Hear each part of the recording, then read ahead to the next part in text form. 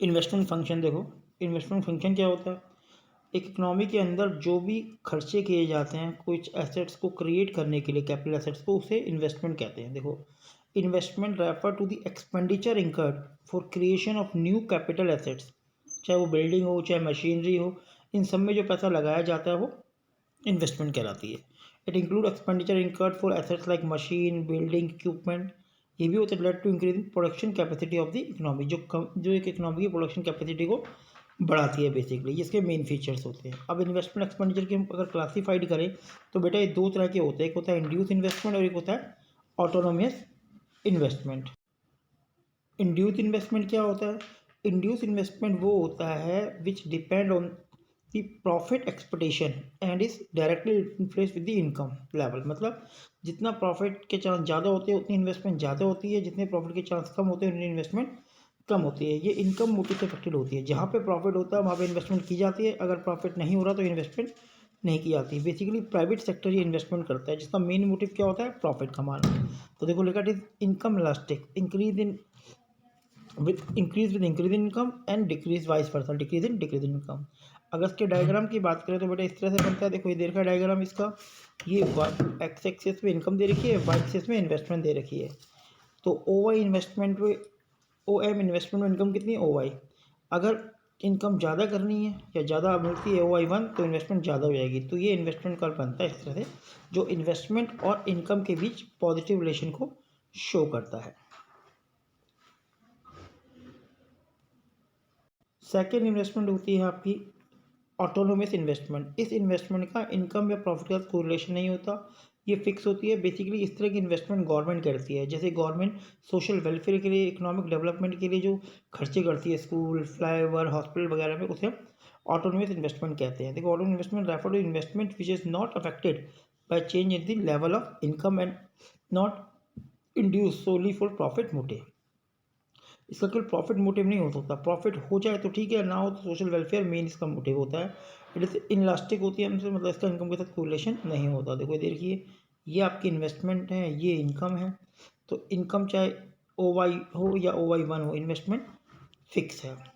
तो इसको हम ऑटोनोमस इन्वेस्टमेंट कहते हैं बेटा। अब दोनों इन्वेस्टमेंट के बीच डिफरेंस को देखते हैं हम। इंड्यूस इन्वेस्टमेंट और ऑटोनोमस इन्वेस्टमेंट के डिफरेंस क्या होता है, ऑलरेडी हम डेफिनेटली डिस्कस कर चुके हैं, तो डिफरेंस को स्टडी करना इजी रहेगा। सबसे पहले मोटिव। भाई इंड्यूस इन्वेस्टमेंट का जो मोटिव होता है वो प्रॉफिट मोटिव होता है, ये प्रॉफिट कमाने के मोटिव से की जाती है। जबकि ऑटोनोमस इन्वेस्टमेंट जो होती है ये सोशल वेलफेयर के मोटिव से की जाती है, प्रॉफिट के मोटिव से नहीं की जाती। इनकम इलास्टिक, ये इनकम इलास्टिक होगी, जितनी इनकम ज़्यादा होती है उतनी इन्वेस्टमेंट ज़्यादा होती है। ये अनइलास्टिक होती है, अनअफेक्टेड बाय चेंज इन इनकम लेवल। इनकम लेवल का कोई मोटिव नहीं होता। इन्वेस्टमेंट का इसका एक पॉजिटिव पर बनता बताया था इस तरह से, अपवर्ड होता है, इसका पैरेलल टू एक्सेस के जॉब बनता है। सेक्टर, ये नॉर्मली प्राइवेट सेक्टर इन्वेस्टमेंट करती है इंड्यूस, क्योंकि उसका मोटिव प्रॉफिट कमाना होता है। और ये इन्वेस्टमेंट गवर्नमेंट सेक्टर करती है, इसका मेन मोटिव सोशल वेलफेयर होता है। तो ये बेसिकली इनमें डिफरेंसेस होते हैं। अब बात करते हैं कि इन्वेस्टमेंट का डिटर्मिनेशन कैसे होता है, मतलब इकोनॉमी के अंदर कितनी इन्वेस्टमेंट करनी है, ये किन फैक्टरों से अफेक्टेड होता है। तो देखो इसमें दो फैक्टर होते हैं, मार्जिनल एफिशिएंसी ऑफ इन्वेस्टमेंट और rate of interest. Marginal efficiency of investment का मतलब ये होता है नॉर्मली कि अगर आपने 2 करोड़ की इन्वेस्टमेंट करी है और उसमें आप 50 लाख का प्रॉफिट कमा रहे हो, और 3 करोड़ की इन्वेस्टमेंट करने पर आप 70 लाख का प्रॉफिट कमा रहे हो, तो 1 करोड़ की इन्वेस्टमेंट करने पर प्रॉफिट में कितना चेंज हो रहा है, उसे हम मार्जिनल एफिशिएंसी ऑफ इन्वेस्टमेंट कहते हैं, कि एडिशनल इन्वेस्टमेंट करने पर हमारा प्रॉफिट कितना चेंज हो रहा है। और रेट ऑफ इंटरेस्ट का मतलब ये होता है कि 1 करोड़ को लेने के लिए आपने मार्केट से कितने इंटरेस्ट पर, किस रेट ऑफ इंटरेस्ट पे पैसा लिया है। तो इन दोनों को स्टडी करके, रेट ऑफ इंटरेस्ट को और मार्जिनल एफिशिएंसी को देख के, हमें डिसाइड करते हैं कि हमें इन्वेस्टमेंट करनी है कि नहीं करनी है। तो नॉर्मल सी बात जैसे पता लग रहा है, अगर अपनी मार्जिनल एफिशिएंसी ज़्यादा होगी और रेट ऑफ इंटरेस्ट को माना हमने कमाया 20% और रेट ऑफ इंटरेस्ट हम दे रहे हैं 10%, तो हम इन्वेस्टमेंट करेंगे। लेकिन अगर हम कमा रहे हैं 20% और रेट ऑफ इंटरेस्ट हमें मिल रहा है 30%, तो हम इन्वेस्टमेंट नहीं करेंगे। और अगर दोनों इक्वल है इंटरेस्ट, तो इन्वेस्टमेंट हो भी सकती है और नहीं भी। तो बेसिकली इन्वेस्टमेंट इस पे इन दो फैक्टरों पर डिपेंड करती है। अब इसके पोर्शन अगर हम पढ़ें तो इसे 2 पार्ट में इसने डिवाइड किया है। एक सप्लाई प्राइस मार्जिनल एफिशिएंसी को, और दूसरा प्रोस्पेक्टिव ईयर। सप्लाई प्राइस का मतलब ये होता है कि आपने जैसे देखा, if a machine is 10,000 is replace old machine by 10,000 is supply price. जितना अगर आप मशीन को आज आपने मशीन को परचेज़ किया और 5 साल बाद आप या 10 साल बाद आप मशीन को बेच रहे हो, तो उस टाइम पर जो नई मशीन आप लाए हो उसकी जो कॉस्ट होती है, इसे हम कहते हैं सप्लाई प्राइस। और प्रोस्पेक्टिव ईयर्ड का मतलब क्या होता है, इन 10 सालों तक जो आपने इससे कमाया है उसे कहते हैं प्रोस्पेक्टिव ईयर्ड। ठीक है, अब देखो इसकी थ्योरी पोर्शन देखो, उसने ये लिखा होगा, पढ़ते हैं।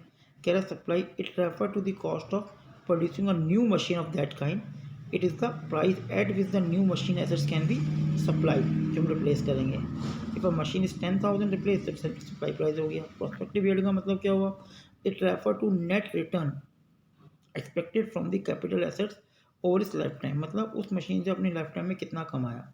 If the given machine expected to 1,200 and running expression is 200, तो प्रोस्पेक्टिव ईयर्ड कितना हो गया आपका 1,000। तो ये 1,000 डिवाइड बाई 10,000 मल्टीप्लाई 100, 10% आपने उससे कमाया। और रेट ऑफ एफिशिएंसी का हमें पता, रेट ऑफ इंटरेस्ट का मतलब वही होता है कि आपने किस रेट पर वो पैसा मार्केट से उठाया, किस इंटरेस्ट ऑफ रेट पर उठाया। It refer to the borrowing money finance investment, it existing investment reverse between return on investment and volume of investment. RO in return on investment, the high return of investment is investment spending will be less. अगर ज़्यादा है तो investment कम की जाएगी, अगर और भी ज़्यादा है।